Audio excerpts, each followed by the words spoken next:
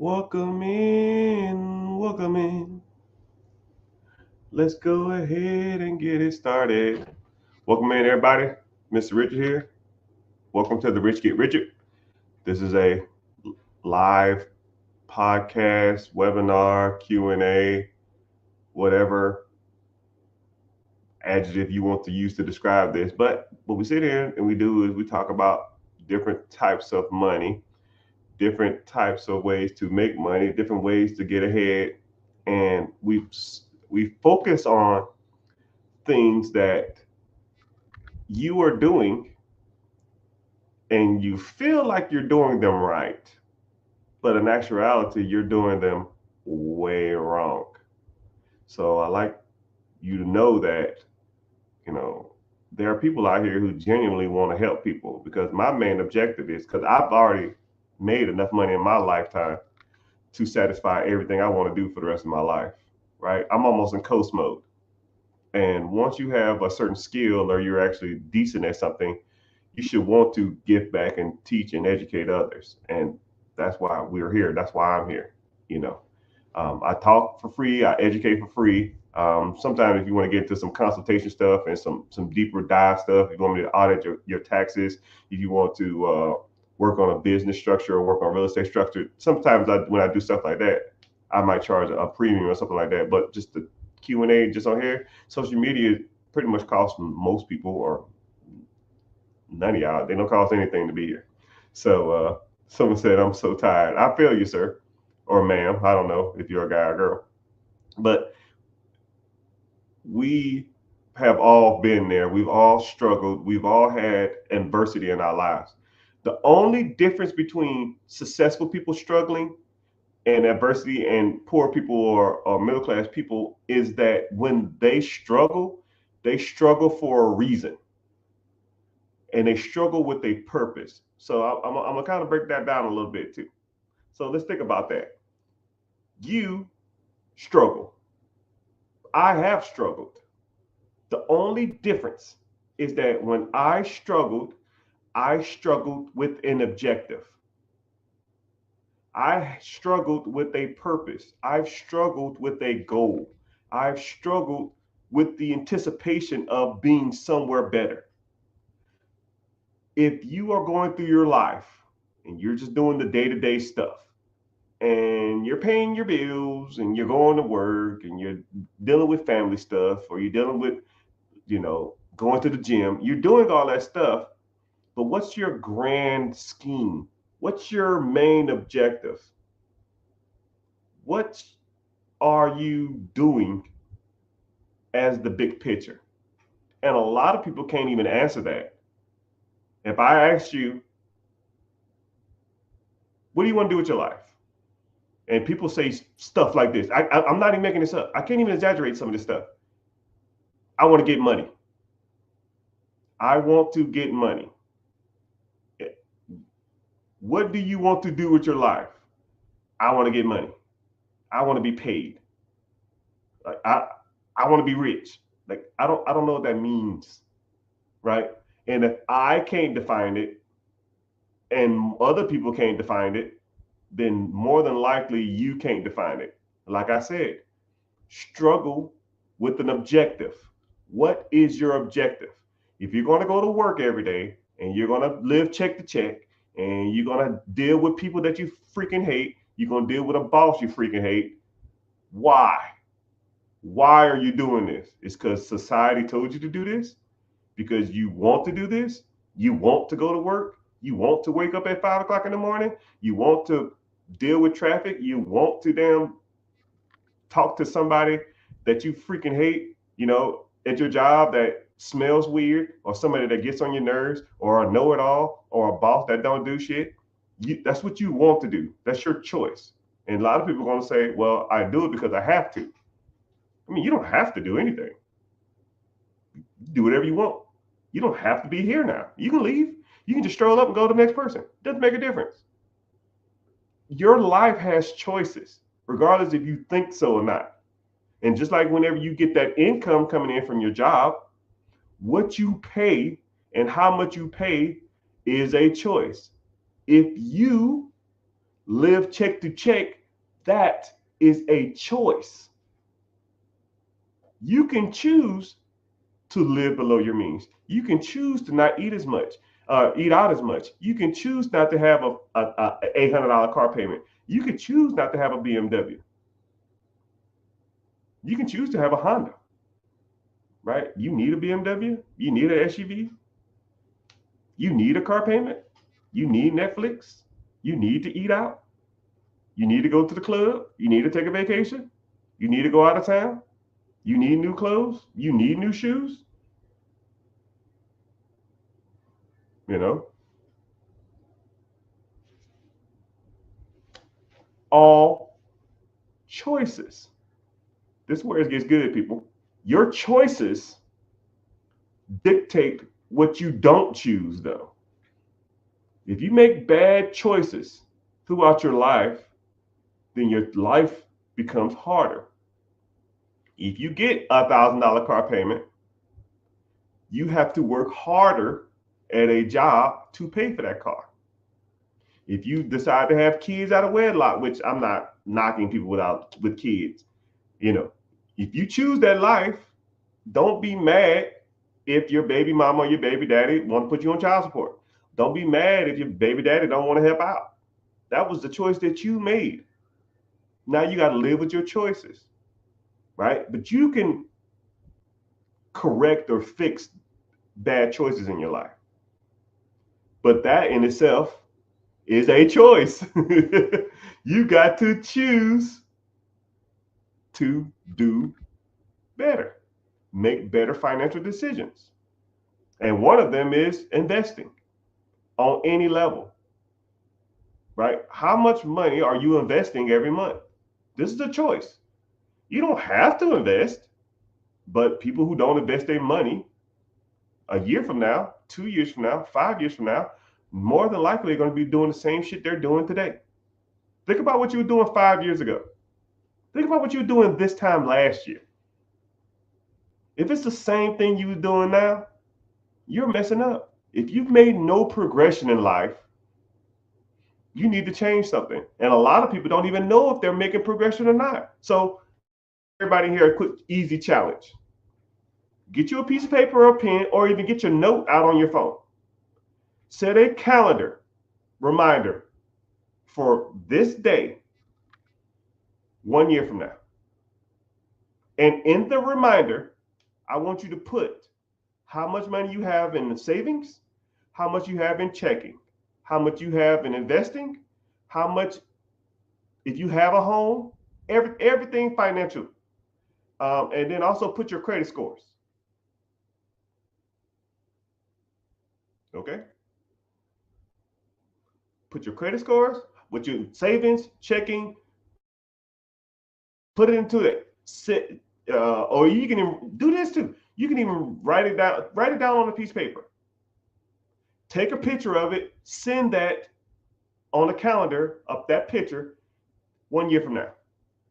And after 1 year's time, you look at that and then look at what you got now. If they're even remotely close, you are failing.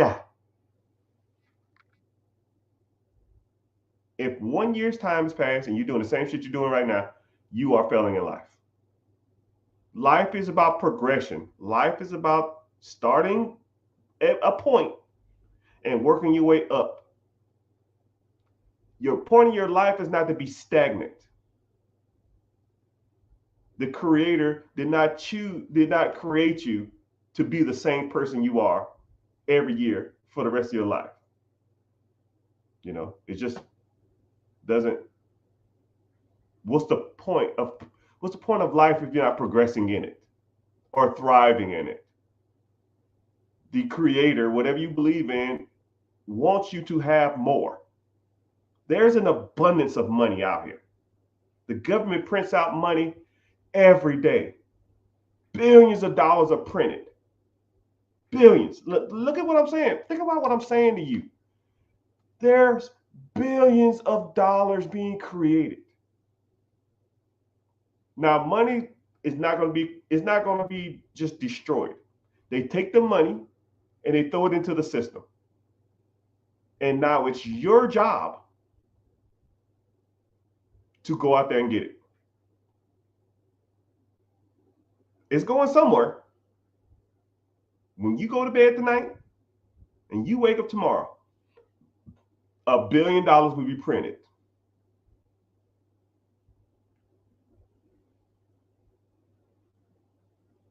Are you going to get some of it? Or are you going to be content with the money you got? You know, somebody on here keeps talking about like OnlyFans and robbery. Hey, brother, you need guidance.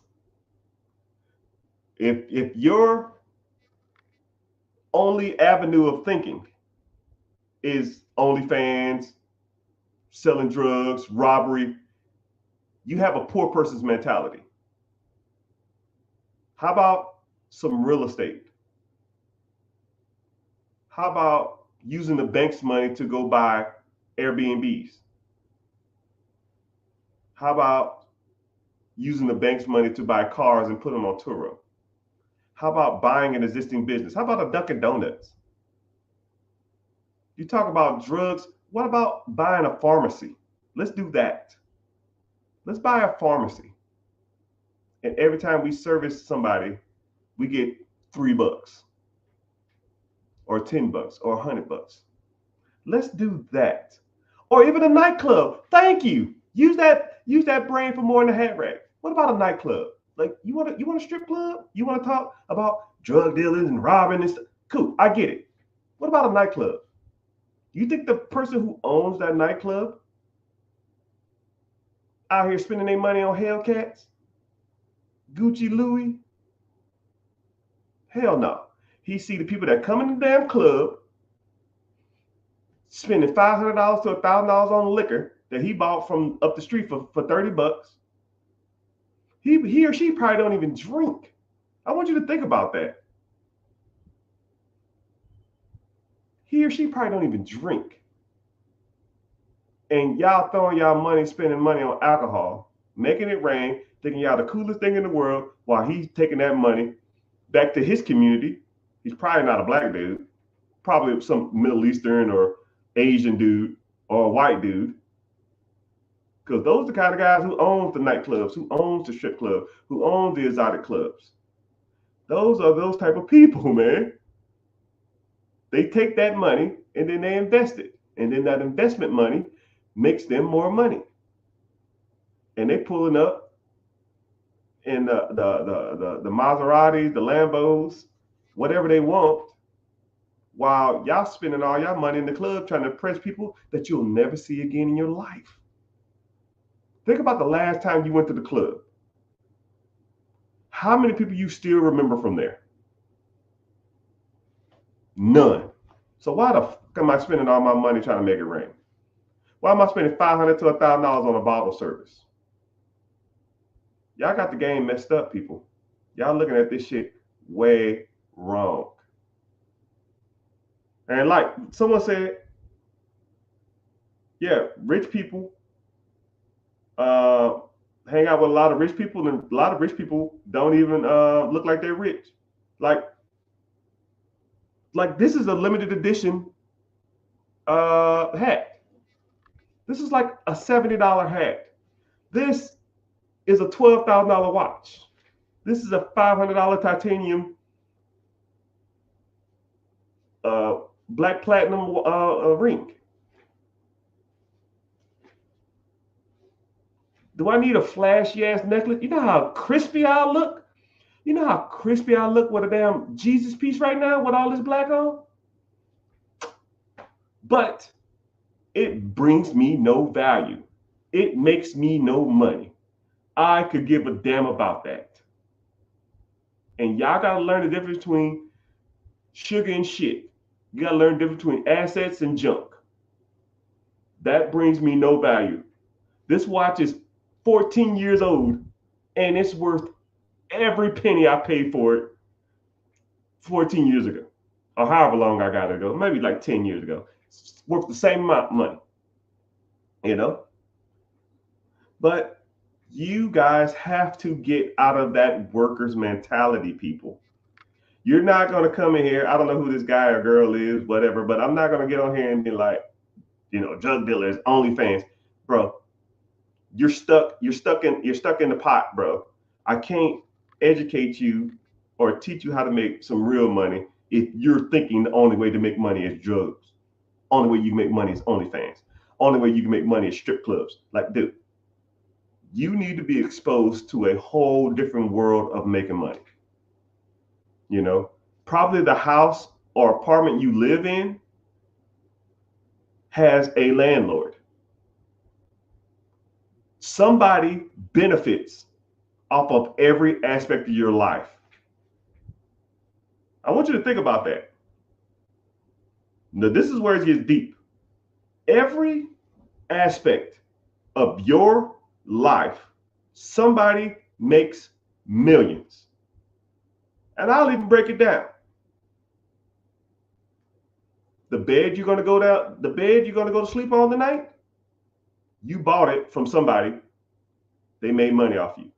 You woke up this morning in a house that someone probably rents to you. They're making money. You hopped in a car that someone sold you. They made money. You put gas in the car at a gas station. Somebody made money. You stopped and got something to eat that someone sold you. You make money. You went to a job that somebody owns. For every dollar you make them, they make 10. So they are profiting off of your work. Then you drive back home. Let me grab a quick bite to eat on the way home. They're making money there. Let me get home. Let me throw on Netflix. They make money providing you a service. Let me turn on the AC because it's hot as hell in this house. The electric company makes money. And so forth and so on. You've made 10 millionaires every day of your life. 10 millionaire billionaires. Oh man, I need a new work shirt. Let me go to Amazon. Create millionaires. Every aspect of your life, you are making somebody rich. Now, let's flip the script. How in someone else's process throughout their day can you make money?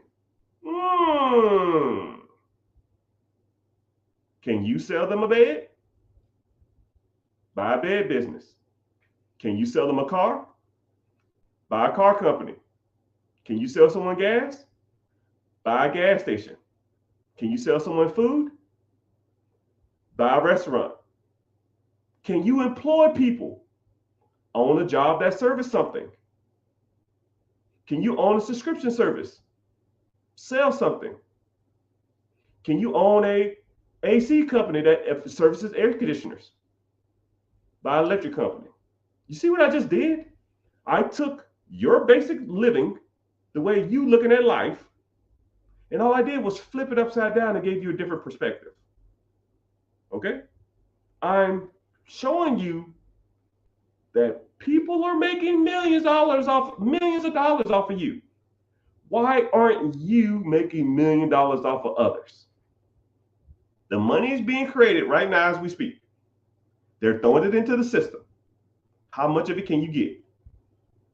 If the answer is none, unless you're at a job, sir or ma'am, you are fucking up. Point, period, blank. If you went to sleep and you woke up with the same amount of money in your account, you shouldn't have took your ass to bed. If you went to sleep and didn't make any money while you were sleeping, you shouldn't have took your ass to bed. When I was struggling and broke, I was sleeping 2-3 hours a day. I was sleeping in my car on my lunch break because I was so tired. Now I sleep 12 hours a day.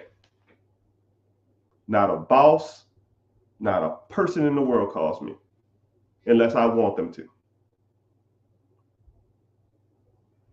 Pick your struggle, people. Pick your struggle. Someone talking about a sugar mama. Brother, not everybody can be helped. Not everybody will get it. You know how, like, this is what's crazy. I'm trying to put you on some game. I don't even know your name. I'm not even going to learn it. It's irrelevant. I'm trying to tell you what you need to do, but yet you're talking about guns, robbing, OnlyFans, sugar mama. I can appreciate you being here, but it's like I'm talking to myself with some people, man. And some people won't get it, right? Being successful and being rich ain't for everybody. They don't call it the 1% for no reason. Because if everybody could do it, then everybody would do it. If it could be done amongst the masses, then the masses would do it. But it takes hard work. You can't be lazy, and it's not for the faint of heart. And it's not going to happen for everybody. It's not. You just got to choose to think better. And this is what's crazy too. How often do you get to associate or ask a multimillionaire anything you want to about money? And the time that you do get to talk to this individual, you're talking about OnlyFans and sugar mamas. It's crazy. Crazy to think about it like that. You could ask a person in a position that you want to be in, anything in the world, and you bring up to him or her selling drugs, OnlyFans, strip clubs, robbing, and sugar mamas. It's crazy. It's crazy. It's crazy. Anyways,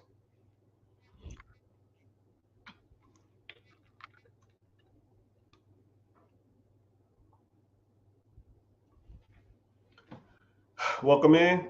I just got to talking about general stuff. Hope gave y'all some motivation. Hope y'all find value in this type of stuff. If you are watching from Instagram or Twitter or Twitch or Facebook, welcome in. I see some people from Facebook in the house. I see some Twitchers in the house. See some TikTokers in the house. Click the link in the bio and then click on YouTube. Well, first of all, if you want to learn more about this type of stuff, you want to learn, if you find value in some of this stuff and you feel like, man, I feel like I can do some of this stuff that this guy's talking about, click the link in the bio, join the free class. It's called Be Your Own Boss. And also too, if you want to watch this from YouTube, they pay me to be here. Everybody else don't pay me to be here. All right. So go to YouTube, type in The Rich Get Richard. You'll see the live. Click on it. If you want to follow from there, that's fine. If you don't, just watch from there and it's fine. Actually, I see your questions. I see your questions first when you comment on YouTube. So it's a lot easier for me to get to y'all questions. But let's get to some Q&A, because that's how we do it here, right? How do I feel about a Dairy Queen or Grills or Dairy Queen and Grills? Yeah, they're franchises. They could be. It depends on, like I tell you something. Okay, they're not bad. It's just, if I'm gonna do a Dairy Queen or something like that, there's a couple of other things that I would lean towards before I do a Dairy Queen. When you think of like restaurants or you think of fast food, Dairy Queen never comes to mind. You know, I can name 10 fast food restaurants off the top of my head, and Dairy Queen wouldn't even be one, right? Taco Bell, McDonald's, Burger King, Wendy's, Chipotle, Chick-fil-A. I mean, you see how like Dairy Queen doesn't come to mind? So why would I want to invest in a Dairy Queen? Because Dairy Queen is like to me, it's like a third or fourth tier type of establishment.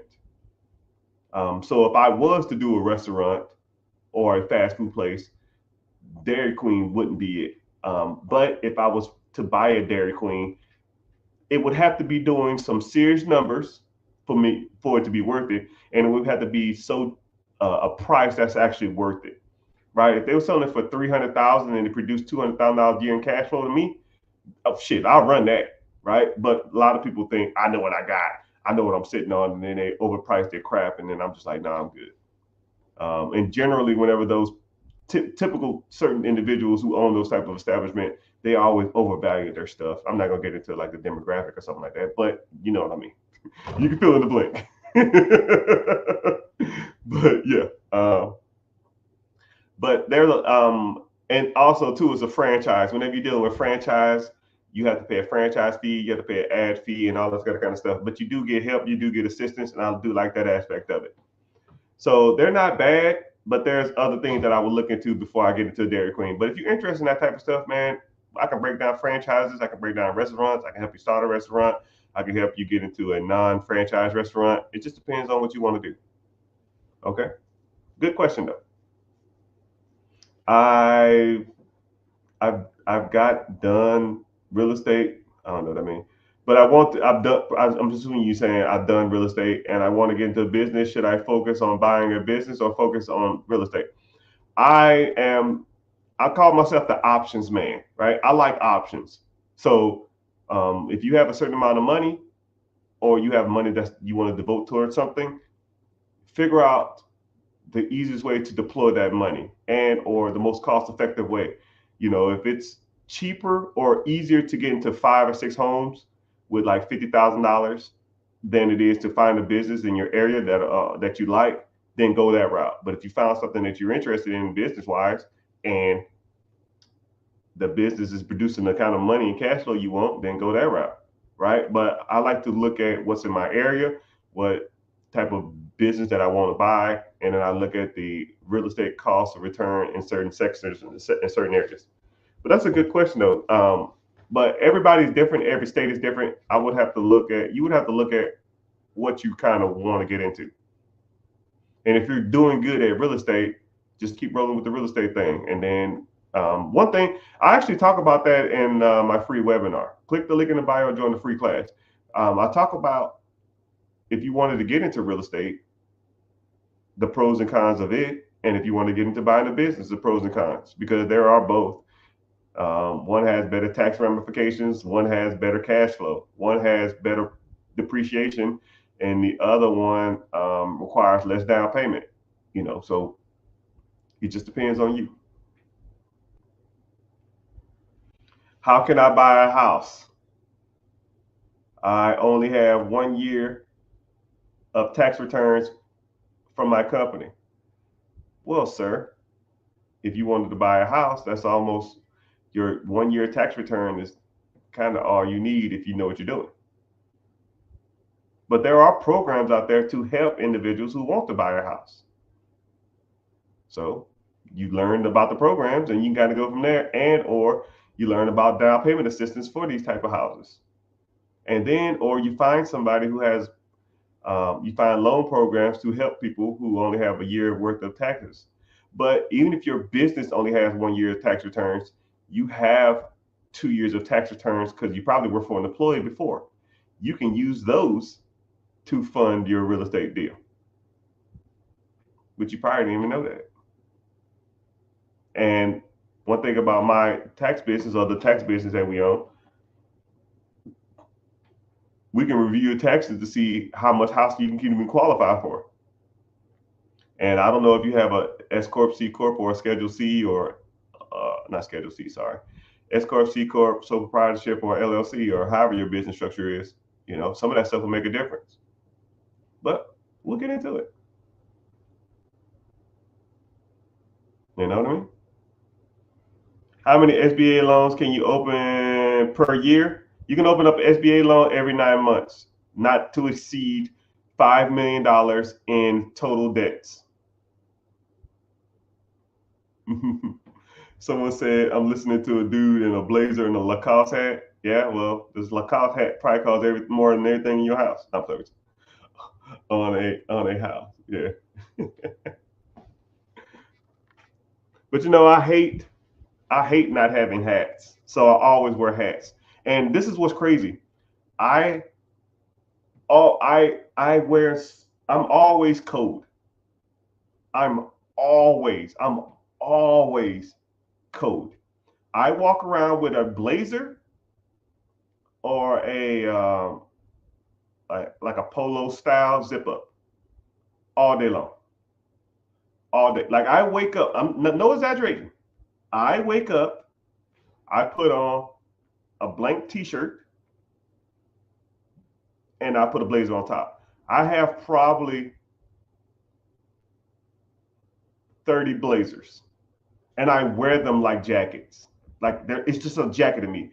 Like I walk around the house, like I'm literally laying on the couch under a blanket in a blazer, right? If you look close enough, you can see my dog hairs. Because my dog, I don't know if y'all heard me earlier, my dog lays on my blankets. And then I put the blanket on me and it gets on my shirt. I mean, that's just the way it is, right? I mean, I literally wear this all day long. And if I have to go somewhere, I just leave like this. I'm in Home Depot, Lowe's, Target, the movies. I'm in, so if you ever see me and I don't have a blazer on, it is what it is, right?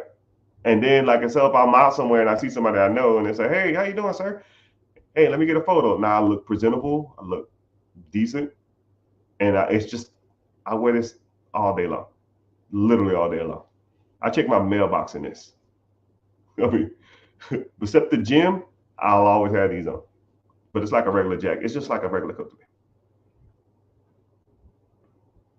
Someone said, "Oh yeah, how many businesses can you open up every year?" Yeah, not to exceed $5 million in debt, and or you can open up as many businesses as long as you don't have exceed $5 million in debt, and you can get an SBA loan every 7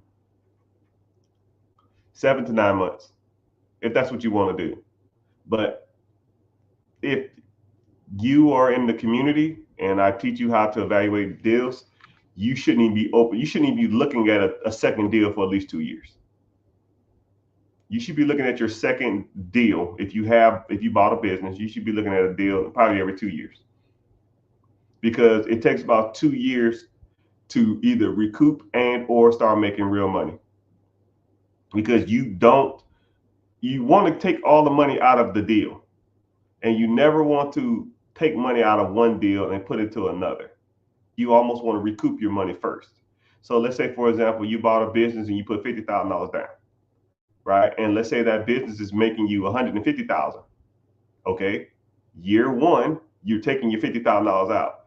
Don't take the $150,000 of income you made, leave the $50,000 in the business just to go out and buy another business. Like that doesn't make sense. Get your money out of the deal first. Get your down payment out of it. Now you made 100,000, right? And then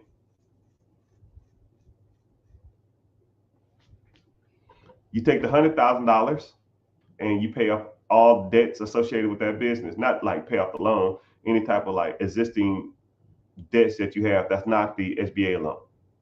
And then if you want to, you invest the rest of it, and then you can start living on some of that money too. And then year two, you don't have to pay back the $50,000. Now you can save up $50,000 to put down on another business if you want to. But now you're in year two, close to, almost at the end of year two. That's how I would do it. That's how I try to teach people how to do it. But sir or man, what kind of business you got? How much you make? Because majority of all bills, majority of home loans are contingent upon your debt to income ratio. How much money did you make last month, or how much money you made last year? So if you ain't got enough to afford the house, it's almost irrelevant anyways.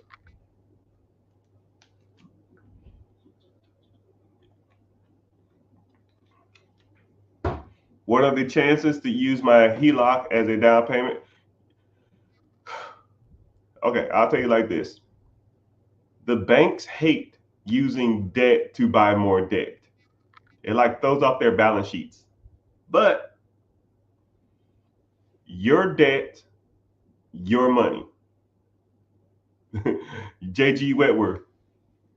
It's my money. I do what I want, right? If you want to, I've heard of people using SBA loans to buy houses, down payment on houses. I've heard of people using I've heard of people using HELOCs to fund houses, fund more real estate houses. I've heard people use it to fund their business. I heard people use HELOC to buy a business. They don't like it, but in the end of the day, who cares? It's your money. You do it the shit you want to, you know. But there's ways you can do it. That's why you need to learn, Mr. Sean. Yeah, someone said when you're rich, you can wear what you want. Yeah, pretty much. Not necessarily though. I'm gonna kind of give y'all a look while y'all thinking of the next questions or while y'all thinking about whatever y'all thinking about, what questions y'all want to ask. I'm gonna kind of put y'all onto a different perspective. Especially when it comes to the minority community, man, it really bothers me when I talk about stuff like this. The minority community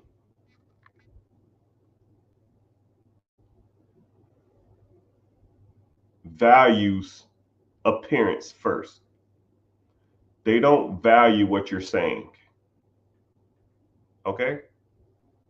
And it really shouldn't be like that. And we're one of the only type of people that do that. So if let's say I didn't have a blazer on, let's just say I had a regular t-shirt on and the t-shirt was kind of dingy. Let's say the t-shirt had paint stains on it all over because I was painting a house or something like that. Hey, congratulations on the wedding. I hope your wife knows she got a plan for life and ain't no bull crapping. I hope we do it part. Anyway, that's another story. Uh, um, if I dressed down, right? I know people out there who are worth millions, tens of millions of dollars, who teach people how to make money, and they show up in sweatpants and t-shirts and backwards hats. And they're not black. And their community eats every word that he says.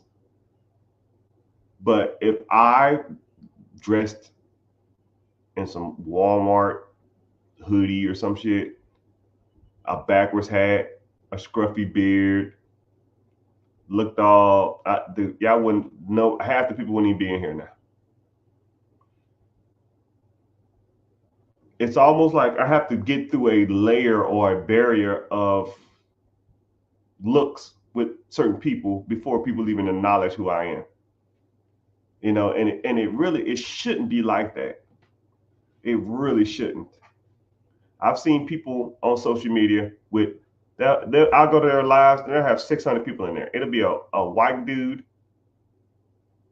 sitting in front of his house with a pair of $5 Walmart shades and an old dingy t-shirt. And his message is not even as powerful, as potent, or as worth it. It's not even worth the listen. Like, it's just regurgitating shit he probably heard off social media or something like that. Or there's no value in there. It's just talking. Be 1,000 people in there.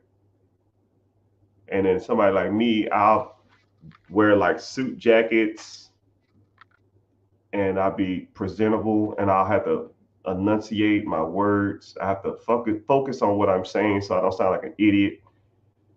And I barely scratch the surface. It shouldn't be like that. It really shouldn't, but it is, right? It's an uphill battle for minorities. And the hardest people on me is not the outside community, it's my peoples. And it shouldn't be like that, but it is.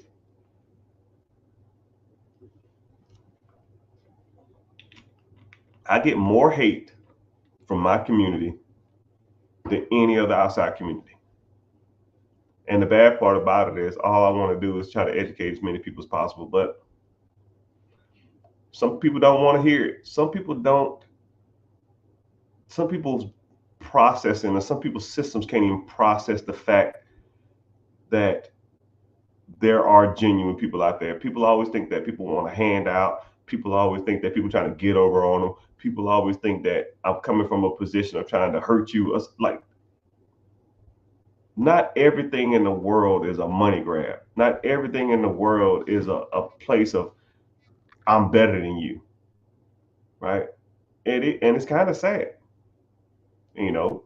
Like I said, I get on here all the time and I talk to anybody and anybody, everybody who got a question about finances, right? And I'll answer you specifically, right? I'll meet people that just get on here and talk vaguely. I can sit on here and talk about mindset all day if I wanted to. I can sit on here and talk about motivational.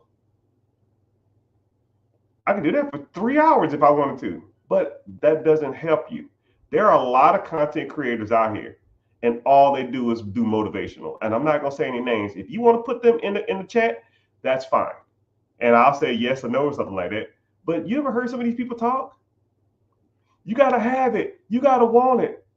You gotta have the dog in the fight. Who's gonna carry the boat? You gotta want it. What the fuck does that mean? How the hell does that help me? Okay, cool, I want it. How is that helping me? Motivation is only 10% of the battle. Yes, I do understand you need to have a proper mindset, but after that, what's next? What do I need to focus on? Do I need to focus on credit? Do I need to focus on investing? Do I need to focus on real estate? Do I need to focus on businesses? Do I need to start a business? Do I need to buy a business? What type of investments do I need? Do I need life insurance? Do I need a UIL? Do I need crypto? Because any fool can come up here and talk for 5 hours about passion and dreams and goal setting, but that shit doesn't help, right? And there's a lot of people out there that's all they talk about. If you sit back and really analyze, get a piece of paper out and a pad and a paper and write down everything that's applicable to your life. Write down everything that you could implement in your life. Ooh, this guy says go do this at the credit bureau. Ooh, this guy says go to this bank and ask for this kind of money. Ooh, this guy says look into these different types of investments because they pay the best dividend and best interest. You won't, because they don't talk about that shit. It's just all mindset, mentality, bullshit. But hey, what do I know? What do I know? I'm just waiting for y'all to ask me some questions now. Let's get to it. Someone said, how much does it cost to open an LLC? Depending on your state. Go to your Secretary of State, and or for you would go to your LLC setup, click the link in there, and then put in your state. Boom. See, that's practical. That's applicable. That's tangible gain. Any of y'all can go do that. Search Secretary of State, LLC setup for your state. Fill out the form. Wow. Boom. Rocket science, right? Rocket science. We're talking about rocket science. Is there value in tiny homes? I have 5 homes on a lot. Is that considered commercial? Okay, you asked 2 questions at once. Is there value in tiny homes? There's value in anything. 1, 2, if you are renting them for more than you're paying for them, then yes, there's value. If you bought a tiny home for $50,000, will it be worth $500,000 10 years from now? Probably not. You're probably going to be a tiny home is almost going to be worth the value of what you paid for it. Actually, probably be worth a little less. A tiny home is almost considered to me like a trailer or a mobile home. Mobile homes really don't have that much value. Mobile homes are worth the land that they're on. So if you have land and the mobile home, you got something. If you have a tiny home sitting on a lot, then you ain't got nothing, right? You just have the tiny home with a lot of the mobile home, and it's only worth what someone's willing to pay for you. You know, $5,000-$10,000, and then they got to pay a $500, $1,000 lot fee. So the lot with mobile homes on it is commercial. Mobile home lots are considered commercial lots, depending on how many homes are on there too. If it's considered one resident, you're getting like technical jargon now. but I don't know the significance. I don't know the relevancy. Maybe it's for funding or financing. I don't know. 4 homes that are considered one resident is because it's financed at a residential cost. 5 homes, mobile homes or tiny homes, is a commercial community. Unless all the tiny homes had one shared address, it's you're getting into some weird area if you wanted to get into it, right? But if you okay, I guess the moral of the question is, do tiny homes have value? Yes. If you rent them out, sure. Could you sell the tiny home for more than you paid for it? Probably not. That's just the way it works. But good question though. It's a different perspective of that question. It's just a different mindset, a different outlook on that, and different understanding. But I don't know if you want to buy or build more tiny homes, or I don't know what you want to do with that though. But like I said, we're streaming all over social media. Got quite a few people in here. Welcome in, welcome in, welcome in. Like I said, if you're watching from anywhere but YouTube, click on YouTube. I see Instagram in the house. I see Twitter. 2 Instagram pages, which I don't know about the other one, and I'm never on it. But yeah, Twitch. Welcome in, Mr. The one Twitcher I got. I got like 10 followers on Twitch. I'm never on there. I lost my password, but glad you're in here. Say something.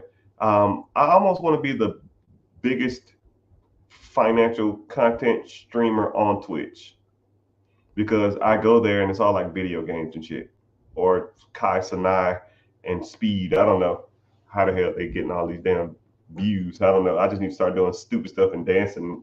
People, people clip me out or something. I don't know.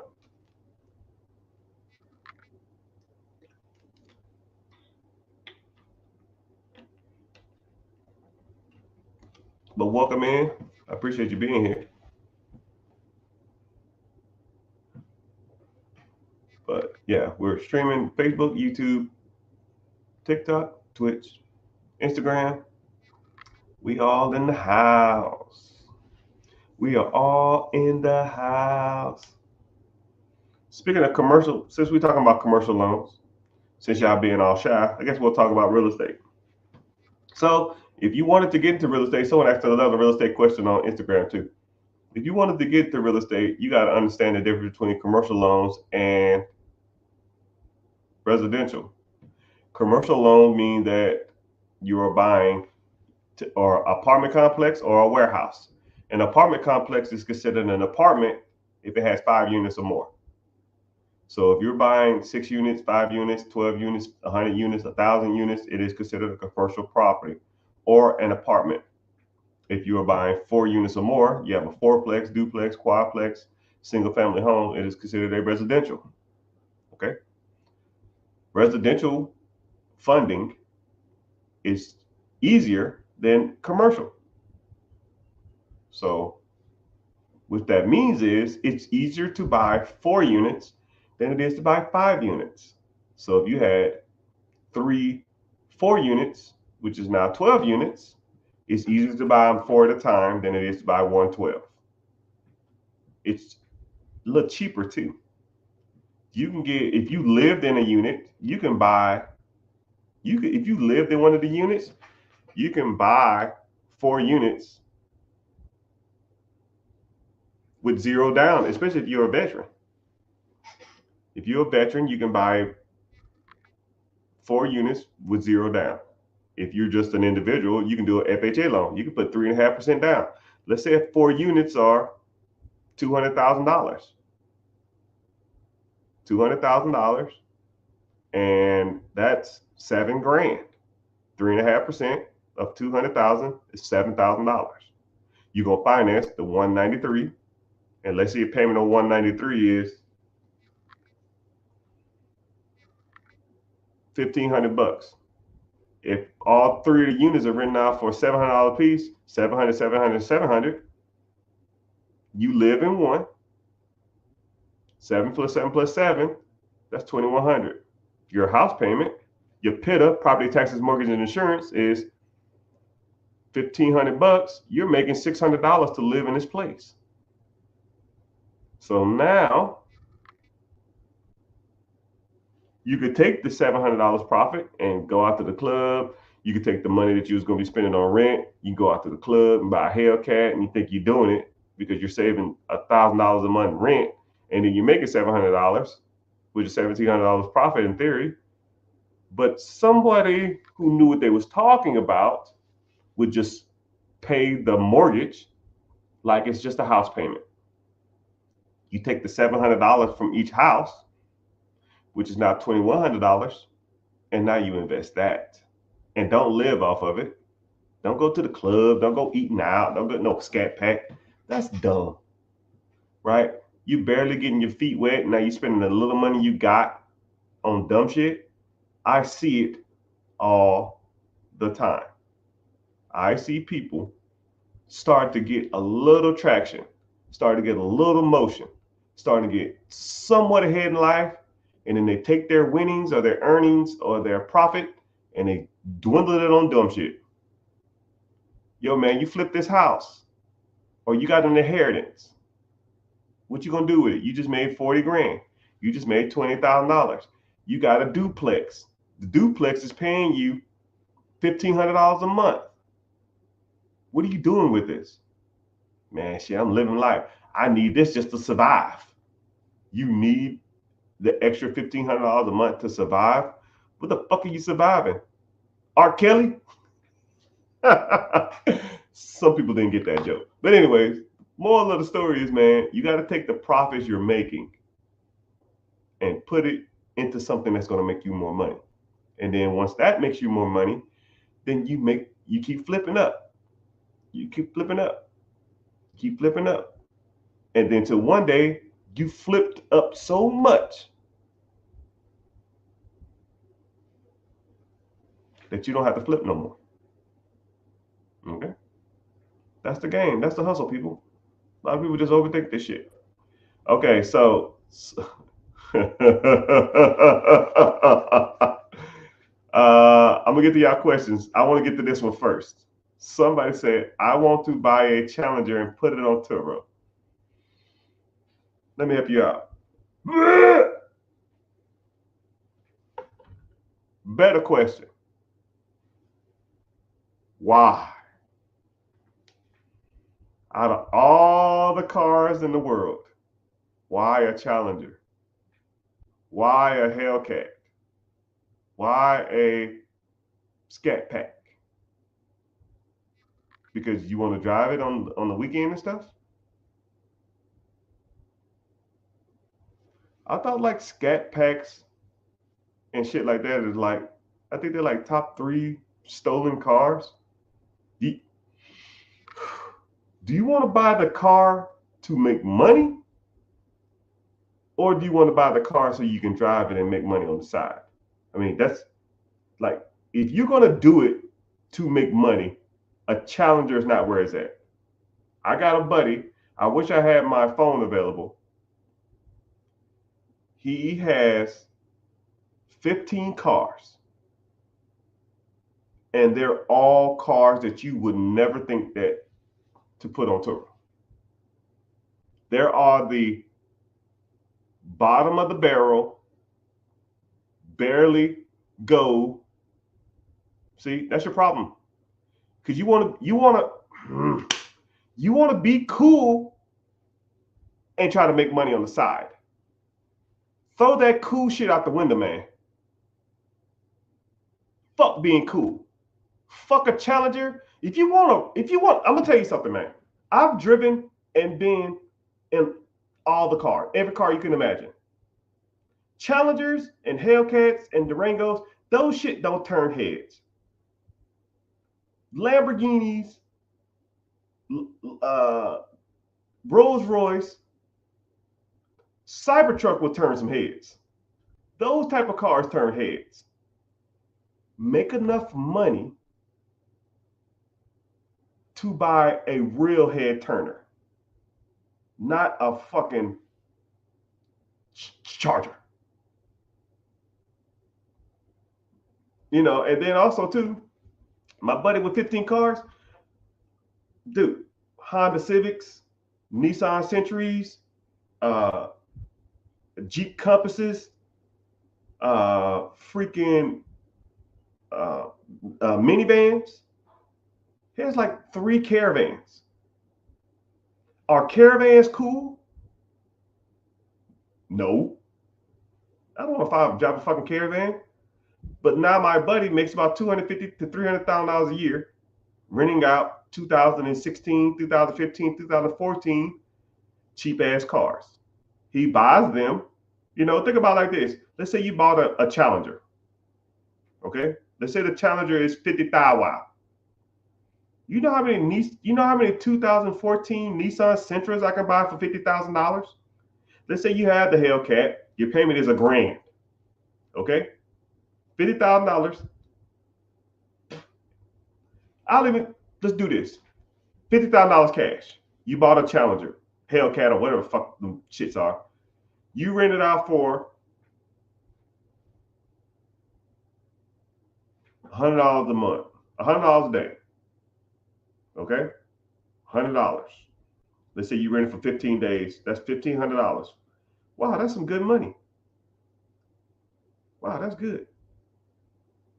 You go buy a Nissan Sentra, 2014, $8,000. You rent that shit out for $40, $45. I'll make it 50 just to make it easier. $50.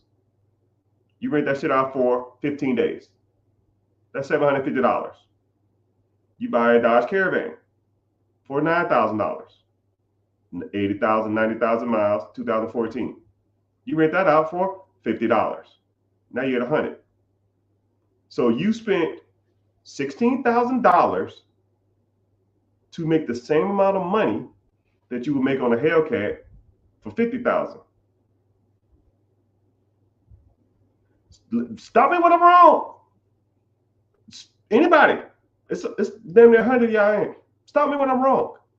Now I can go buy a little Honda Civic. I can buy a Honda Accord. I can buy a Honda Pilot. I can buy another Caravan. And I bought 5 cars with this. I bought 6 cars with this $50,000. And now I have a fleet of cars. Now instead of $1,500 a month, which is $17,000, $18,000 a year, which you're not quitting your job with an extra $17,000, $18,000 a year. Now I got a fleet of cars that's probably making me $40,000, $50,000 a year.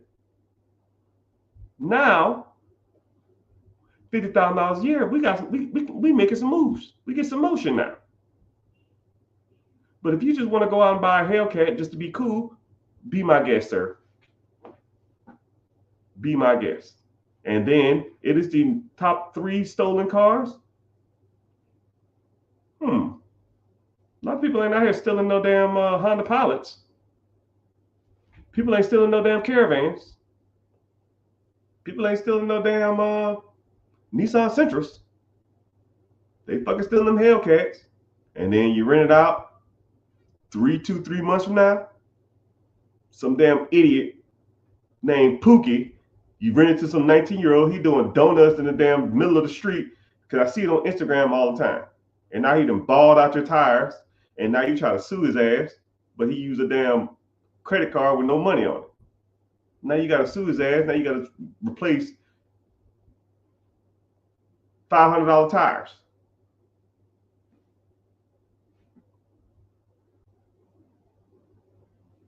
You trying to make money or you trying to be cool? You trying to be rich or you trying to be the coolest guy on the block? You want to be the guy that says, yo, man, I pulled up on them fools in that new Challenger. I was cool as fuck.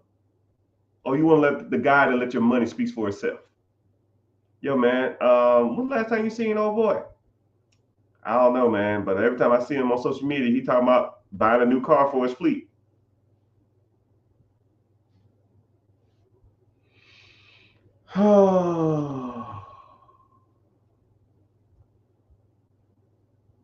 Someone says, so no Tesla for your daily? Fuck no.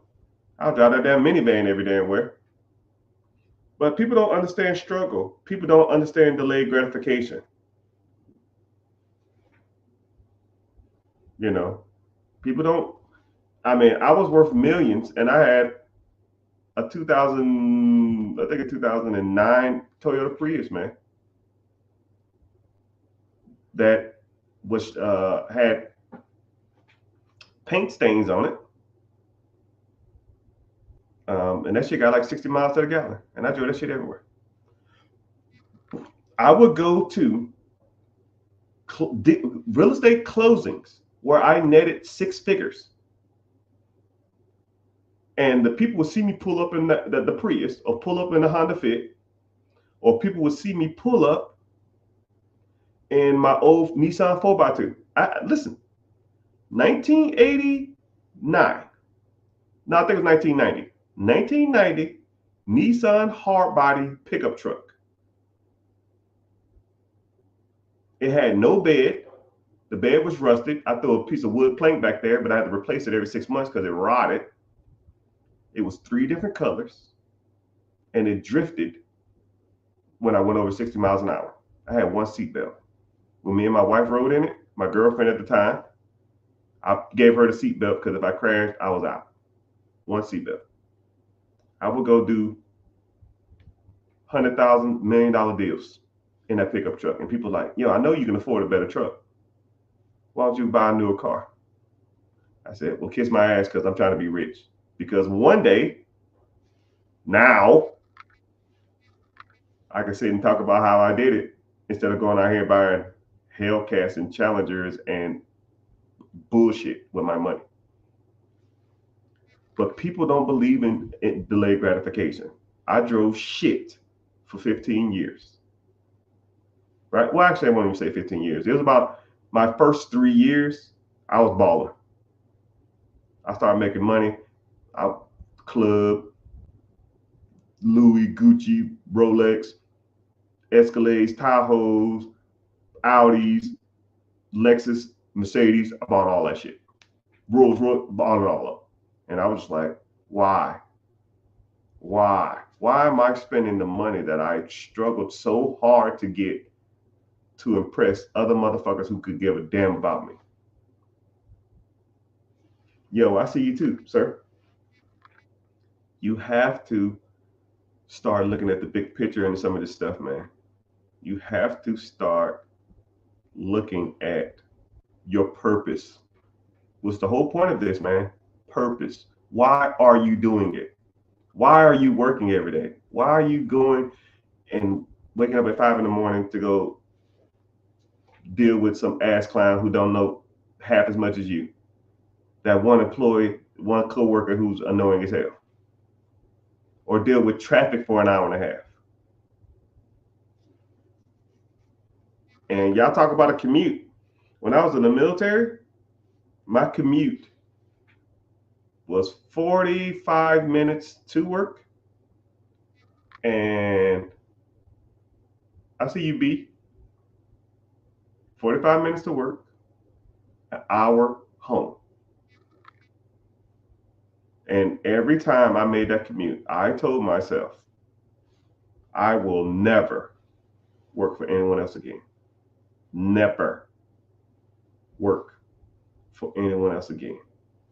That commute in itself burned in my mind. Let alone when I got to work and I'm dealing with bullshit all day that didn't progress me in my life or make me any more money. The commute itself, I would ride, I would get in my car, and I would turn off the music, turn off my cell phone. One with my thoughts, telling myself, there's not an amount of money that someone will give me for me to have to commute and deal with bullshit I don't care about, ever. You could offer me $1 million a year salary and I'll tell you to fuck off. You couldn't do it. I could not. I cannot. I will not do that again. And something needs to, it's something, all of y'all need to like have the trigger. Something every single one of y'all have to tell y'all something needs to happen, right? I don't know what it is. I don't know what's your. You got to get back into a wall, and something needs to happen, and you need to tell yourself, yo, this is it. I am done with this shit. I cannot do this no more. And I don't care what it is. I don't care what it is. I will do it. And when I meet people like that and I talk to them for more than 5 minutes, I already know. I already know. I say, yo, you gonna make it. Hey, Mr. Richard, I'm ready. Okay, cool. Why you say that? Work ain't paying me enough. My boss getting on my nerves. Ain't enough money to go around. I'm tired of this shit. I'm frustrated. I feel like I'm stagnant in my life. I'm not getting nowhere. I can't do this shit no more. I fucking can't do it. And I was like, all right. And then, or they'll start saying stuff like, I don't care what it is. I don't care what you tell me to do. I'll do it. And when people get that weird ass, like, I'll do anything type deal, you know they will. You know they will. And one thing about our community is a lot of people in our community feel like that, but instead of doing the right thing, they do the wrong thing. Right? Because we've struggled and lived below means for so long that we'll just take any type of chances necessary to try to get ahead. But those type of chances that people do generally result in going to jail or worse. Right? Not going to talk morbidly on this, but you know what I mean?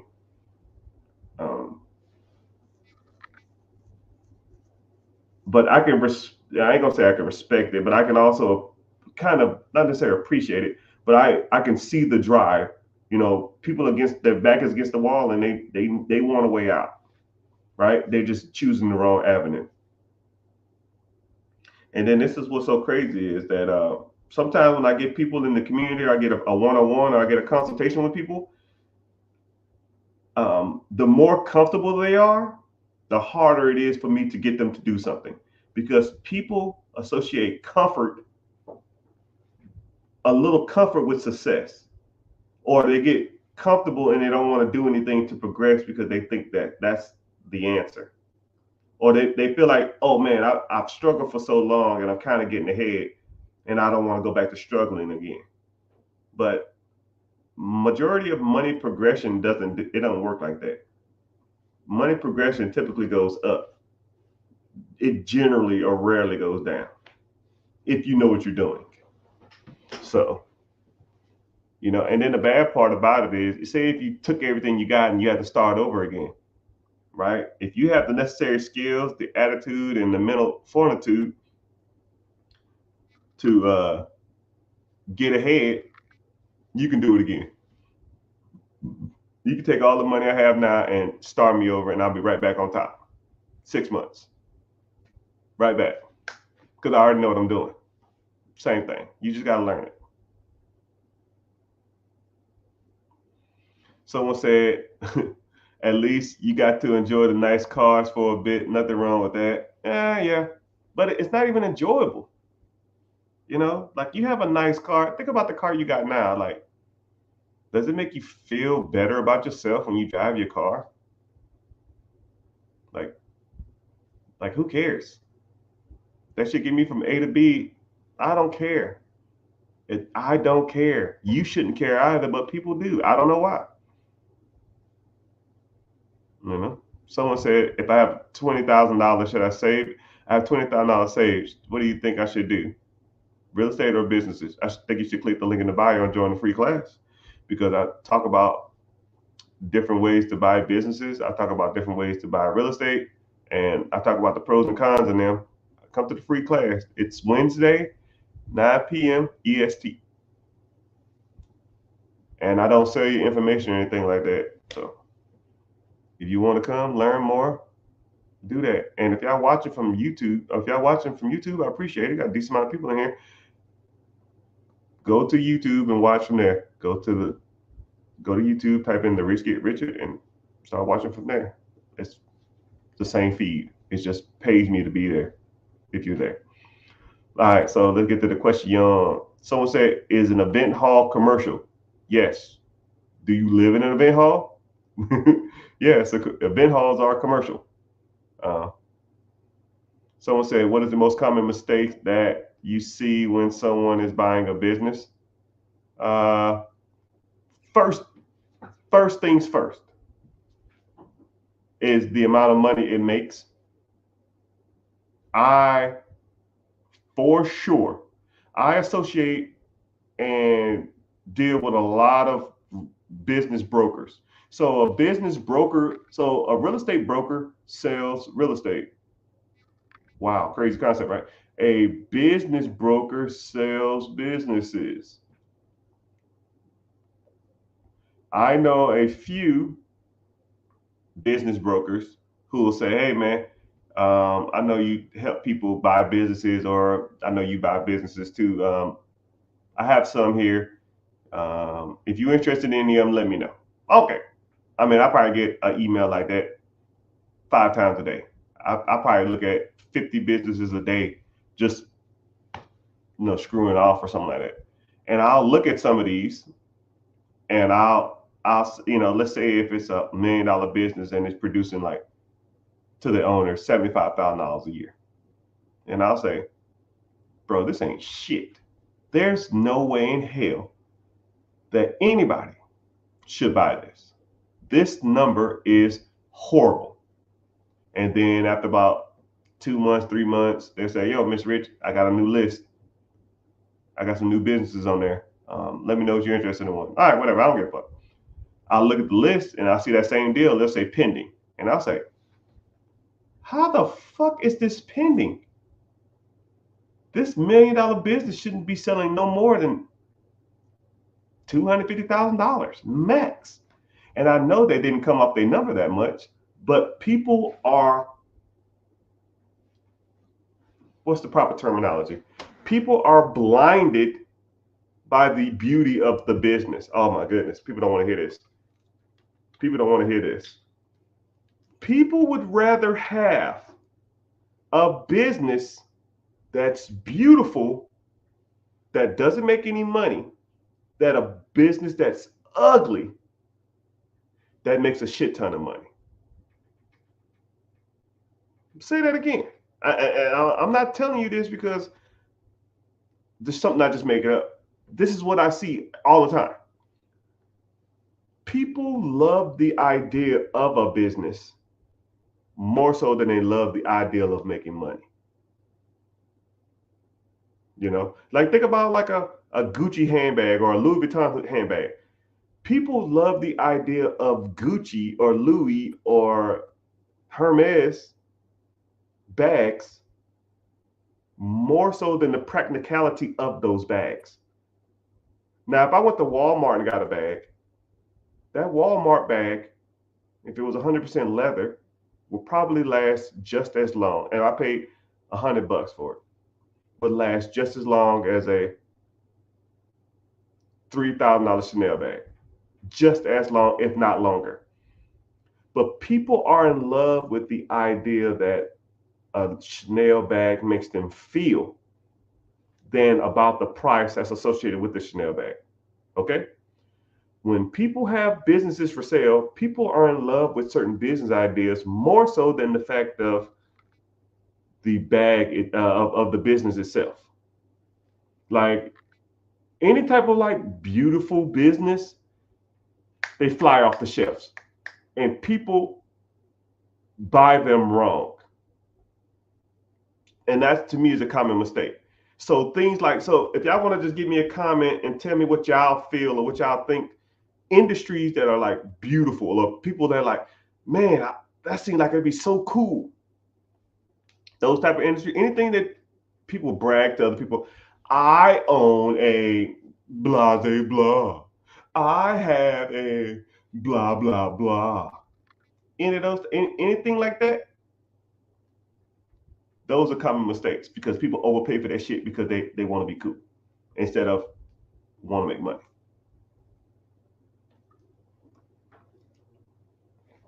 Things like a Dunkin' Donuts, hell, a coffee shop. I own this little cute coffee shop down the street.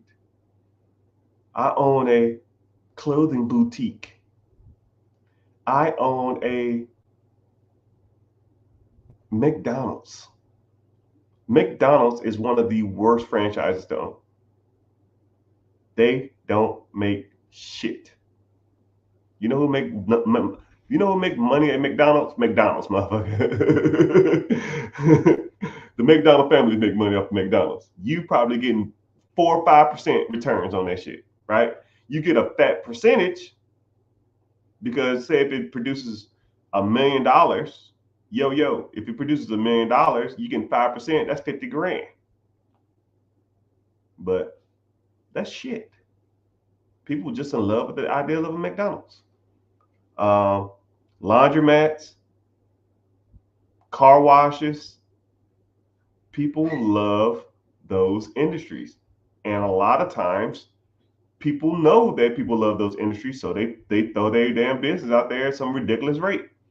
Yeah, I got a laundromat. It's $1 million. How much does it make? It makes 80 grand a year. What the fuck? So I gotta have this damn thing for 9 years if I get my money out of it? You nuts.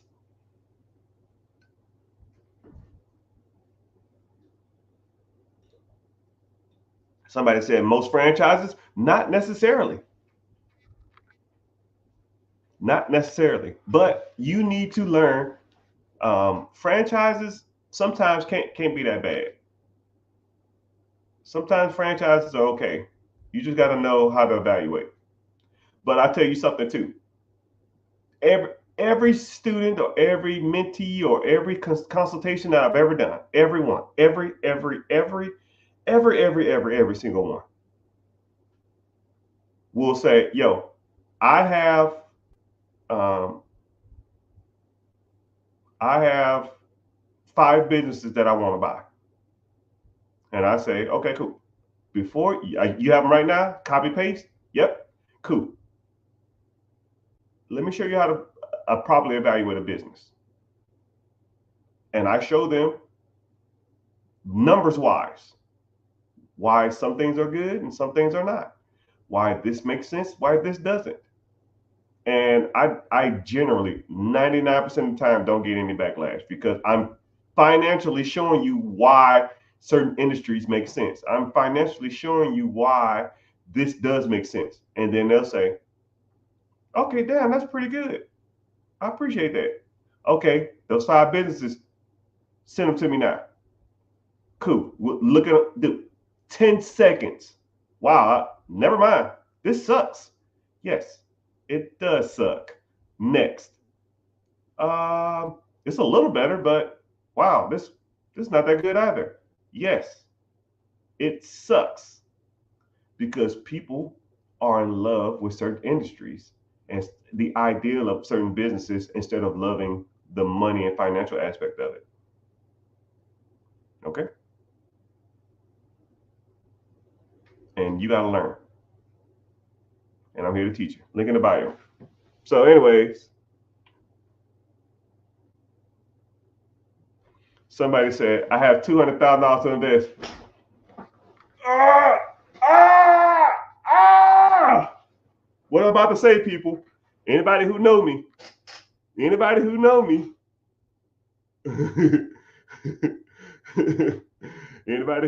somebody said, "I got $200,000 to invest. I just sold a house. Could I uh should I buy another foreclosure or such?" Brother, you, my friend, anybody who knows me know what I'm about to say. Brother, you must be new here. You are already rich and you don't even know it. 200,000, wow, brother, you are sitting on a gold mine. You are rich and don't even know it. Meaning, when I tell people okay, here we go. So for those who don't know, who knew, he seemed like he's new. He said, I'm lost. I got you. When I ask people to define what rich is, I get 100 different answers. But when we break down rich is not having to worry about bills, having a lifestyle that you want, and almost comically doing whatever you want. You can go as you please. You can come as you please. You don't really answer to anybody. You are, in theory, rich. So let's break down rich as it pertains to a physical number, because it is what it is. A lot of people think like $1 million or 500,000, 200,000, or $100,000 is rich. No. You're thinking about it simplistically. I need $1 million. You're a dummy. Don't do that. $1 million does not make you rich. Making money that you have to do little to no work for, that covers all your expenses, in theory, makes you rich. If your total bills every month is $10,000 and you own a business or a real estate or a process or something, a side hustle, whatever, that makes you $20,000 a year. Meaning that you can not work, not do shit, and have an abundance left of money at the end of the month. You are financially free, my friend. You, in theory, are rich. You're rich on time now. You're rich on time. Time is the game. Your objective is to not spend your time working for other people. Once you break that cycle, then you can spend all the rest of your time making more money. Think about it like this. You work 8 hours a day, maybe 9 if you have a lunch, hour commute there, hour commute back home, right? That's 11 hours, including an hour to get ready to work. You work 12 hours a day, 5 days a week. Now, let's say if I gave you one of those days back, but for those 12 hours, all you have to do is focus on making money. Would you start making more money? Yes, because you're devoted 12 hours a day. Now, let's flip that. I'm going to give you 2 days. So 24 hours, 12 days on Monday, 12 hours on Friday, right? Saturday, Sunday, you do what the hell you want. Saturday, Monday and Friday, you spend 12 of those hours, Monday and Friday, trying to make more money. Buying side hustles, buying real estate, buying businesses, managing businesses, starting side hustles, freaking mowing lawns, flipping couches. Who cares? 12 hours a day, 2 days a week. Would you make more money? Yes, you would. 3 hours a day, or 3 days. Yes, you would. You'll make more money. 4 days. You work 1 day a week. Let's say Wednesday. Monday and Tuesday, Thursday and Friday, you have to spend 12 hours a day making money. You would default make more money because you're spending so much time devoted towards making money. You will automatically, just in theory, start making more money because you're going to start associating. You have the time and the resources that you can devote to it. That's the objective, people. You need to get your time back. You're sitting on 200,000.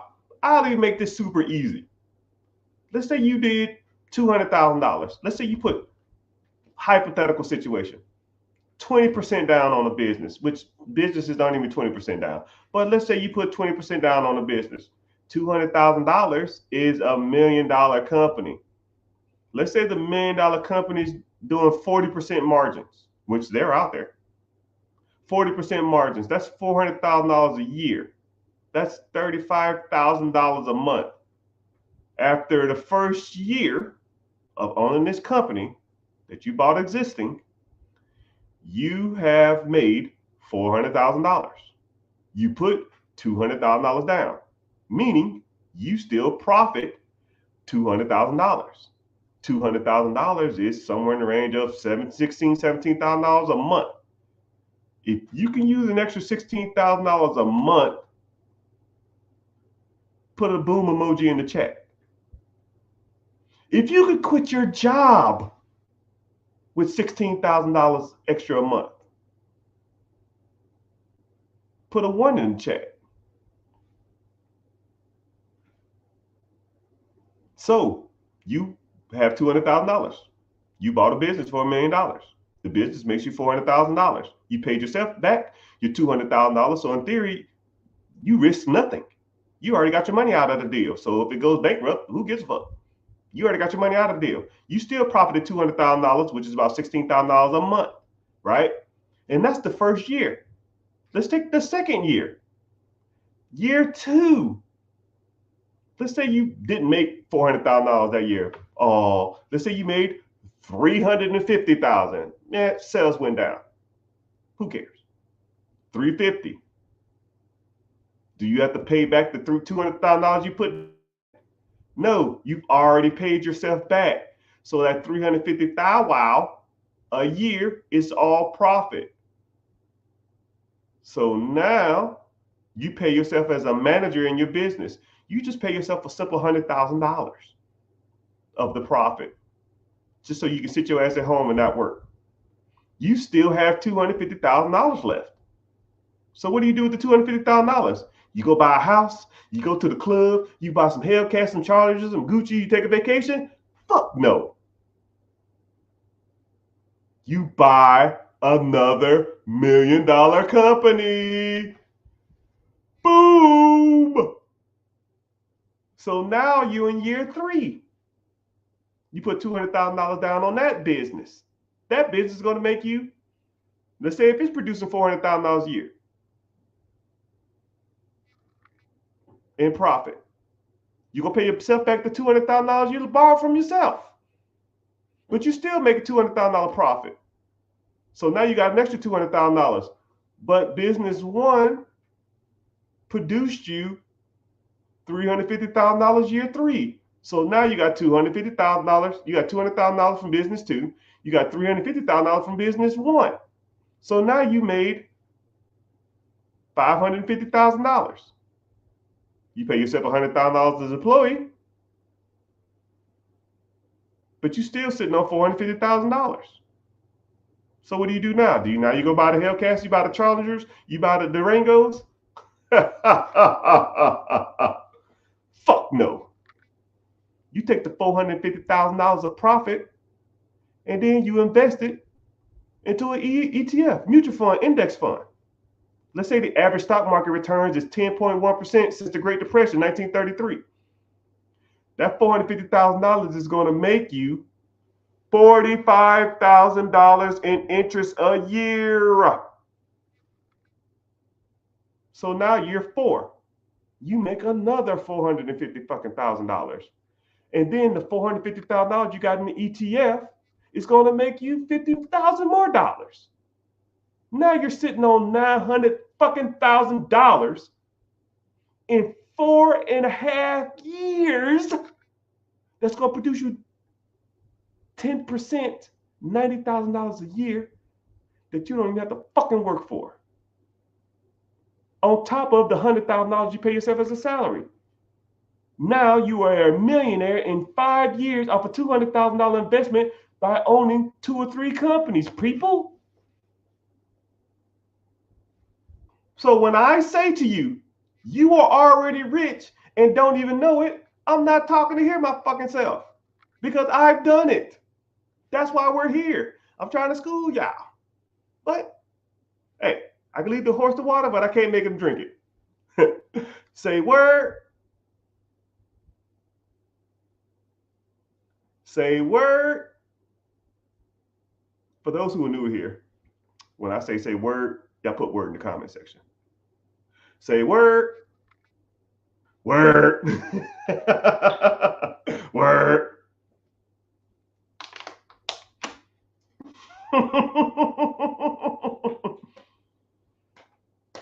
Hey, I got a buddy. My old boss is in the house. I'm recording this class, man. You can't be putting me on blast, man. But sir, I'm telling you what. I actually just retired this year, man. I'm doing pretty good, sir. We'll leave it at that. I'm wearing whatever shoes I want to.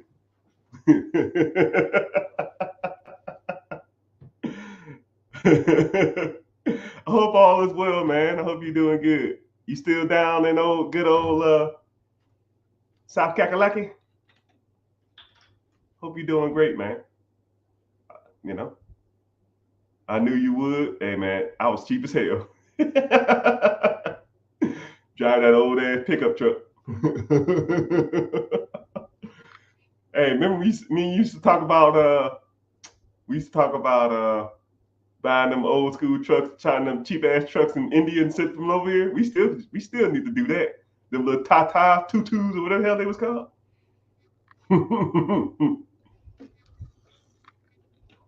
Mm. But I appreciate it though. I'm glad somebody believed in me. But I mean, all honesty, back in the day, I moved up to a farm and I'm raising goats. Oh man, that's dope. I hope all is well. I remember I'm gonna tell you something too since you in here. I always give people their flowers. I call it giving flowers. It's like acknowledging people whenever they're around because whenever they're gone or you never see them again, it's hard to tell people how much you appreciated them. And back in the day, you really wasn't hard on me. I was just a young, dumb knucklehead who didn't know no better, running around just being stupid. And I mean, you never like disrespected me. You always talked to me with respect. And when I first like met you, you came off as like, I didn't know you, and you had like a real southern drawl. I mean, a lot of people that have my backgrounds don't take too kindly to people with like southern drawl and stuff like that because there's a lot of like divide amongst people from like my area and your area. You know what I mean? But you never like looked at me differently. You always treated me with respect, and you always listened to what I had to do. You never really gave me a hard time, and there was some things that you did at work and off work that I almost like truly admired, and I really appreciate the guidance that you did. I really something that you did that I really really like kind of got me involved in real estate. Is that you had like a carport at that one house you had, and I think you built like a garage or something around your carport, and then it's something that I was asking you about it. I don't know if you remember that. I'm sure you do remember that fucking building that damn carport or building that garage. And I said to you, I said, "Oh man, you putting this money in this house. Now you can sell it and make more money." And then you said, "Nah, man, I'm just keep this and I'm gonna keep this house forever. I'm gonna live here forever." And then and then you said something like, "Yo, man, I only spent like 6 or 7 grand, but I increased the value of this home by like 25,000." And you know, when I'm just a young dumb kid, and I'm thinking to myself, "Man, damn, this dude he pretty much forced appreciation of his house." There's not a lot of things that you can just put money into, and then it pretty much double or triple the value of something. And it almost got me thinking about just a different perspective on just like real estate. I was living in the little maintenance trailer with Stroll and Prentice and Eli and Douglas, if you remember him. And it just gave me a different perspective. And then I was like, "Yo, man, I gotta own my own home." I think who else owned a home? You, Chance, and I want to say, I think Metz or Catterton bought a house too. And I was like, "How the hell they buying houses, man? I could buy a house too." And that kind of got me starting my real estate journey. I don't know if you paid 74 and sold it for 220, and you live in it, so you didn't have to pay capital gains tax. You got the fat check. But yeah, man, I really appreciate you as a role model, almost like a bigger brother figure. And you know, I never told you thank you for everything, but I really appreciate you for giving me some guidance and wisdom and being hard enough on me to not like discourage me, but hard enough to where I can get the objective of what you want to accomplish. But I thank you for that, sir. All right, enough of that. But I don't know if you know, Mr. Sir. I don't like to say this is recording, so I don't like to say like specific people's names and stuff. But yeah, I don't know if you know now, but your boy caked up. I got over 100 properties, 2 apartment complexes, and own like 8 different businesses. I enjoyed your humor, yeah. Now I just sit around all day and play around on the internet. It is what it is, though, man. I retired a couple years back. My supervisor asked me did I want to go for master, and I said, "Nah, I'm good. I don't need the money. I just want to be done. I want assurance. That's why I'm here. I'm just doing my time, right? Living in Florida now, even though it kind of sucks here with the storms and stuff, but I'm doing good. Healthy as an ox. No major military injuries like everybody. Knee problems, shoulder problems, back problems. My knees hurt a little bit, but disability wise, well, I'm off the. It's all good, sir. But thank you for being here. I'm about to get off in a sec. I got stuff to do. It ain't this. But yeah, preguntas, questions. Oh yeah, sorry, Mr. Sir. Take care. Stay in touch. Yeah, you need anything, man? You let me know. I'm not milking no goats though. I made a small fortune in that small town, man. I back in the day, man, I was buying houses in the hood. I think you retired by the time I started getting into it. I think you was out of there. But I started buying houses in the hood for 20, 30, $40,000, and I was them shit's making me about $1,000, $1,200, $1,500 a month now. Cut that check.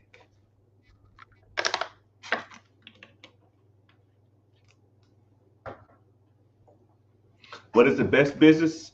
What is the best business to buy? To what degree of absentee owner really absentee? Good question. So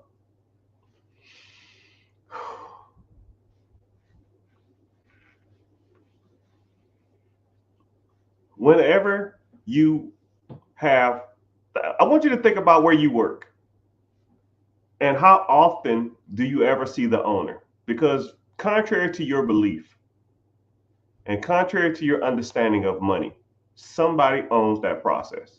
Somebody makes money off of you working there.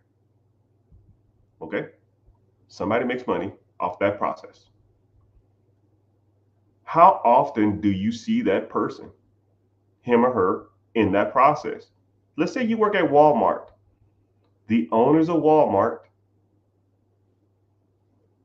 do you think they bag groceries? Do you think they clean up on aisle 5? No, they own the process that makes money. And the same thing can be said with a lot of businesses. Think about your local Chipotle. How often do you see the manager there or the owner? You don't see the owner because the owner hires managers, and you have multiple levels of management.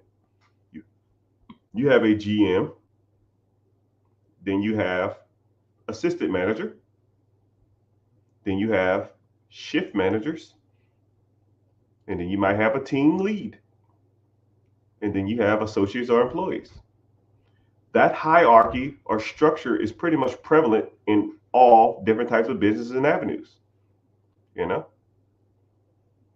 it's everywhere. And think about your role at your job. You probably are an associate, you might be a team lead, you might be a shift lead, you might be an assistant manager, or you might be a general manager.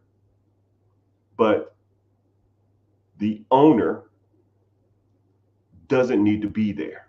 The owner controls the process. Sometimes owners can be there. You have owner operators.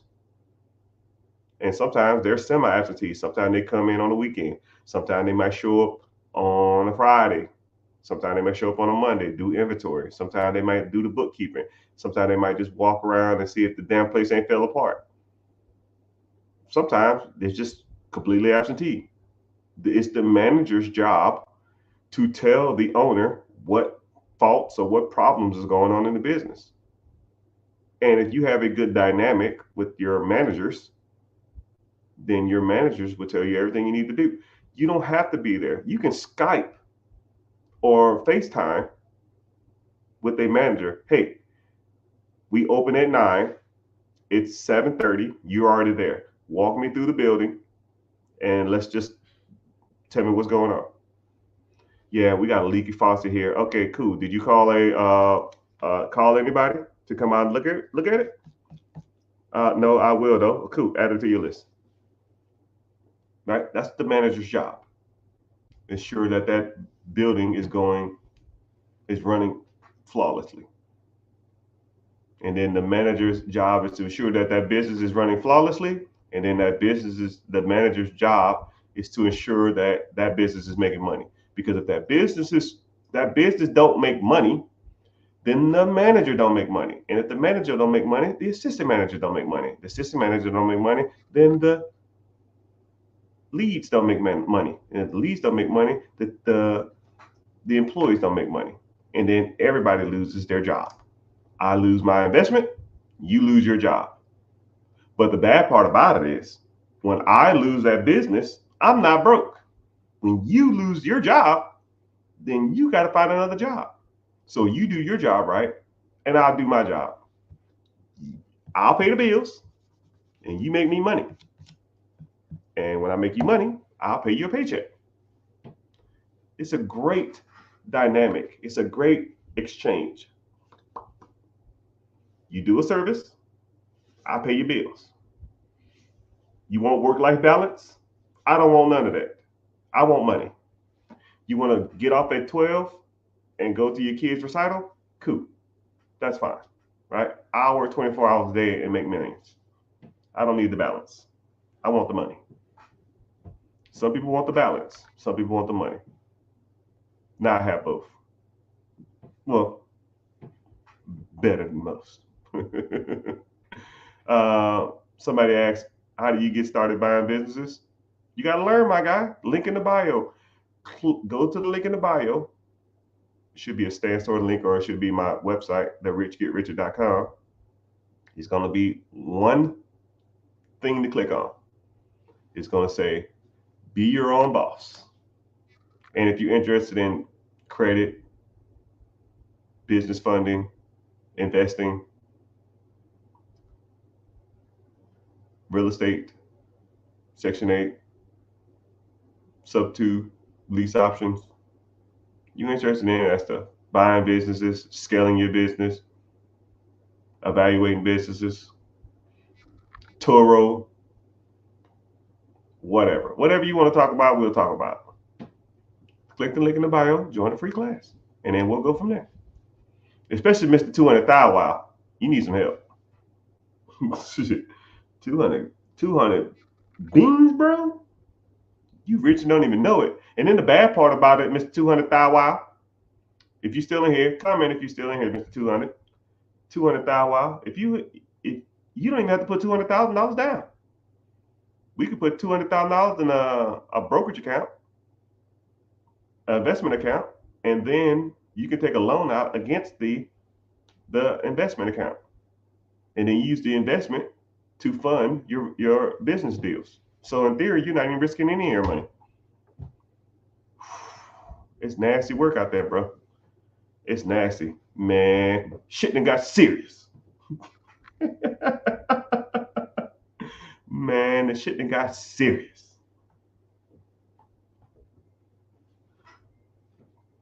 What was the website? Yeah, it's click the link in the bio, click my name, go to my main page, wherever you are. I don't know where you're watching.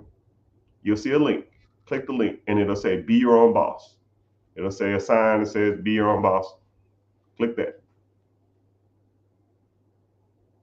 And then just go from there. Man, shit done got. What you laughing at, man? Shit done got serious.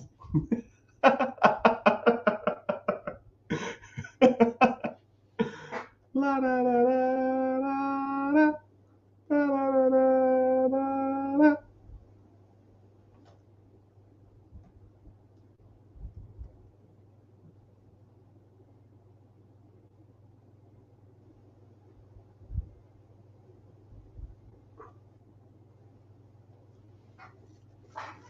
Man, shit done got serious. All right, couple more questions, and I got to get off here. Let's see what we got. Let's see what we got. When building wealth, do you recommend starting off building credit? Yeah, but that's a good question. That's a great question. Whenever you're talking about building wealth or building your finances, um, I have a technique that I like to call the 4 pillars. I'm in the process of writing a book on this, so I'm gonna kind of break it down a little bit now, and then whenever you get a chance, you ever see the book for sale, buy the book. If you want to be successful, you have to either master or be able to scale these 4 aspects of your life when it comes to finances and money. If you get all 4 of these down, you're good. Okay? All 4 of these. 1, credit. Personal credit, business credit. Not going to harp on it too much. You have to master your credit. Right? I have, and I'll even show you, I'll even say them, and then I'll show you, I'll say how I did it. Personal credit, 760 credit score. Business credit, I have millions of dollars in business funding. Millions of dollars in business funding. Right? Millions of dollars in business funding. So business credit wise, and these the big boys.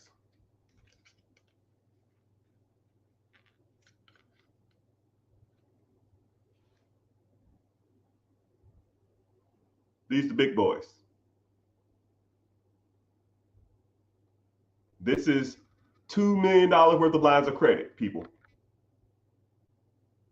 $2 million.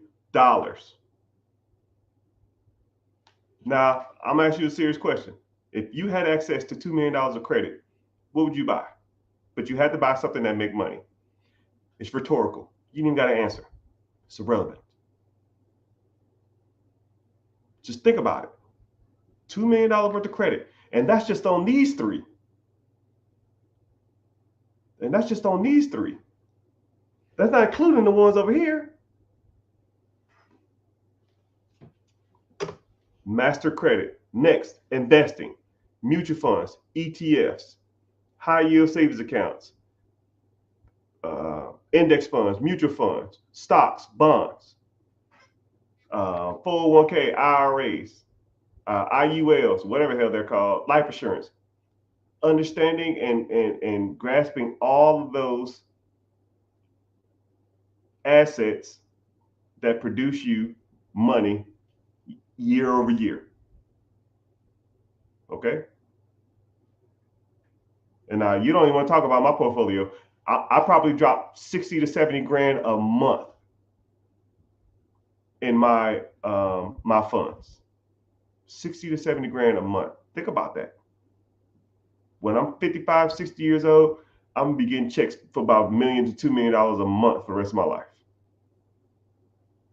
Just adding money on top of money. It is what it is. And then I'm gonna give it to my kids, and they can make $1 million a month. I don't give a shit. They can do whatever they want to with it. They're gonna be spoiled as fuck, and they just don't even know it. Next is real estate. Owning your own home, buying rental properties, multifamily, apartments, commercial, syndication, wholesaling, bird dogging, Section 8, mastering all forms of real estate. That's pillar 3. Pillar 4 is ownership of processes that make you money. Businesses, vending machines, cars on Turo, Airbnb, buying businesses, starting businesses, anything that makes you money while you're sleeping. You don't work the process makes you money though. Now, if you bought something that makes you money, you still can make money while you're sleeping, but you make more money. If I had a business that I own that I work 60 hours a week, how many businesses can I own? Two max. I have a business that I work an hour a week. Well, how many can I own? Well, shit, 50. Whatever, how many you want? And those are the four pillars that you need to master. And if you haven't mastered any of these, you need to be shown and taught how to do it. And congratulations, I'm here to teach. So if you're interested, sign up for the free class. Click the link in the bio. Join, let's get started. But make sure you're following. I'm always out here giving all the game away. I'm always trying to school and teach and educate because I kind of comically like it. The way I talk to you now is how I talk to myself. You think I'm hard on you guys, I'm twice as hard on myself. And